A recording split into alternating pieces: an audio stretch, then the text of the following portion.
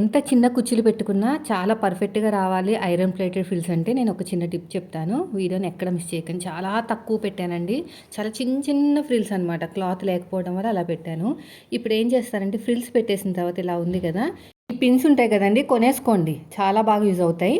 అయితే ఎక్కడైతే మీరు ఐరన్ చేస్తున్నారో దాని మీద క్లాత్ పెడతారు కదా! ఆ క్లాత్‌ని ఇలాగ స్టిచ్ చేసేస్తే అంటే స్టిక్ చేసేయాలి దీన్ని. కదలదండి. నేను అనుకున్నాను ఫస్ట్‌లో కదిలిపోతదేమో అని. అస్సలు ఎంత లాగినా రావట్లేదు. అంత స్ట్రాంగ్‌గా ఉంది. దగ్గరగా కావాలా, దూరంగా కావాలా అనేది చూసుకోండి. సో, ఇది అయిపోయిన తర్వాత ఇప్పుడు ఫ్రిల్స్ నేనైతే ఎంత దూరంగా పెట్టానంటే, ఎంత చిన్నగా పెట్టానంటే క్లాతే లేదు నా దగ్గర. అయినా సరే చాలా చిన్నగా పెట్టాను.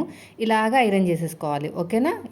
ఇలా చక్కగా కొంచెం కొంచెం ఒక 5 ఇంచెస్ అండి. అంతే.